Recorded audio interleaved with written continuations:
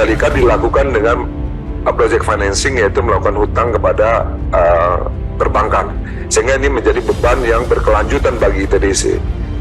Nah, ini yang menjadi persoalan yang di ITDC. Di samping itu, ITDC juga mendapatkan beban untuk penyelenggaraan MotoGP tahun 2022. Nah, ini menjadi beban yang sampai saat ini menjadi tanggungan daripada ITDC. Ruginya berapa ya Pak Heri? Sama WSPK itu kurang lebih berapa? P200-an ya. Ya. Nah, kemudian di dalam proses ini, atas dasar itu kami mengajukan proses mintaan PNM untuk penyelesaian Mandalika. Ini adalah penyelesaian kewajiban yang tertinggal daripada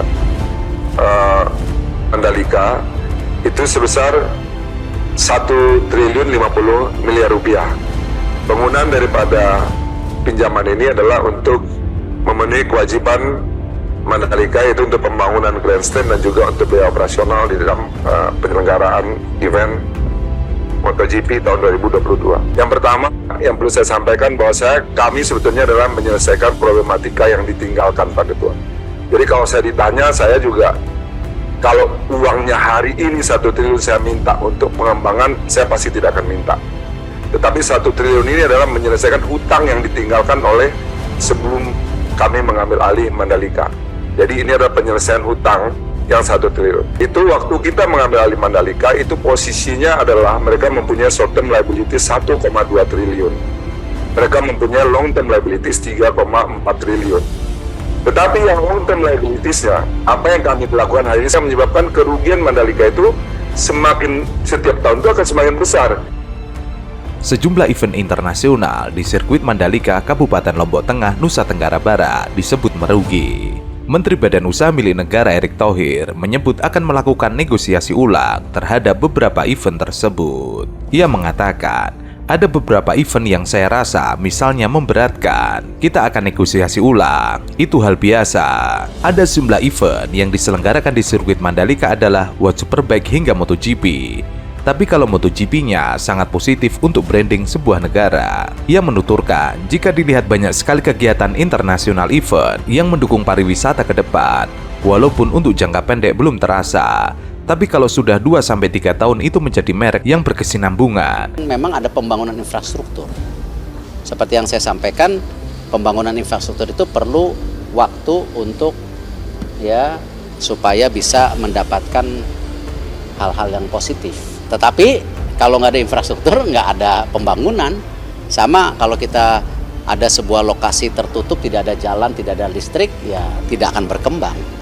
Nah, ini yang memang harus Mandalika juga menjadi bagian yang kita bisa siapkan, apalagi dia sudah punya event gede tahunan yang sayang kalau tidak dimaksimalkan. Ada beberapa event yang saya rasa memang misalnya memberatkan, ya kita negosiasi ulang, itu hal yang biasa. Ya kan? Tapi kalau MotoGP-nya kita coba pertahankan, karena itu sangat positif untuk branding sebuah negara. Banyak sekali kegiatan internasional event itu juga mendukung juga para wisata juga ke depan. Walaupun tentu kalau jangka pendek belum terasa, tapi kalau sudah 2-3 tahun itu menjadi merek yang berkesinambungan, itu menjadi sebuah kekuatan. Sementara itu, usulan penyertaan modal negara tambahan yang diajukan Kementerian BUMN untuk holding BUMN Pariwisata PT Aviasi Pariwisata Indonesia atau Injourney sebesar 1,19 triliun rupiah telah disetujui DPR RI. Pada rapat sehari sebelumnya dengan Komisi 6 DPR RI, Doni menjelaskan alokasi dana PMN tambahan 2023 tersebut, PMN sebesar 1,19 triliun itu akan digunakan untuk 2 anak usaha Injourney, yakni PT Pengembangan Pariwisata Indonesia atau Indonesia Tourism Development Corporation dan PT Hotel Indonesia Natur. Dalam slide presentasinya, terlihat 1,05 triliun dialokasikan untuk kawasan ekonomi khusus Mandalika yang dikelola ITDC, sedangkan 143 miliar digunakan untuk kawasan ekonomi khusus Sanur yang dikelola HIN. Ia menjelaskan pada 2022 pihaknya sempat mengusulkan PMN 2,9 triliun, tapi digeser ke 2023 karena prioritas anggaran pemerintah. Untuk HIN diizinkan ajukan permintaan 143 miliar dalam rangka pengembangan kawasan ekonomi khusus Sanur. Pada rapat kerja hari ini, Komisi 6 DPR RI telah menyetujui PMN tambahan 2023 sebesar 5,7 triliun rupiah untuk 4 BUMN, termasuk Injerni. Ini sendiri memang kalau kita lihat penjelasannya waktu itu, bahwa memang cash flow daripada Injerni sendiri sebagai catatan ada yang memang dalam posisi negatif pada saat COVID waktu itu. Di mana di situ kita bisa lihat pendapatan dari airport kita tentu dalam posisi negatif, tetapi tentu sebagai pelayanan masyarakat tidak mungkin airport di stop pada saat COVID, sehingga tetap kita jalankan. Pada saat itu tentu dengan cash flow yang kita harapkan pengembangan daripada pengembangan wilayah Mandalika. Nah, salah satunya dana yang 1,2 triliun ini sebenarnya tidak hanya tadi memaksa daripada airport sendiri yang sekarang sudah recover, ya bahkan sudah ada yang lebih bagus, tetapi masih ada mungkin 70% airport yang belum recover. Bali, Jakarta yang bagus. Nah, tentu tidak mungkin airport ini cash flow-nya menggendong daripada anak usaha Injerni lainnya, seperti juga yang itu di Mandalika. Waktu itu salah satunya percepatan infrastruktur. Untuk diketahui, Holding BUMN Industri Aviasi dan Pariwisata Indonesia PT Aviasi Pariwisata Indonesia Injerni mengajukan penanaman modal negara untuk menyelesaikan kewajiban di kawasan ekonomi khusus Mandalika.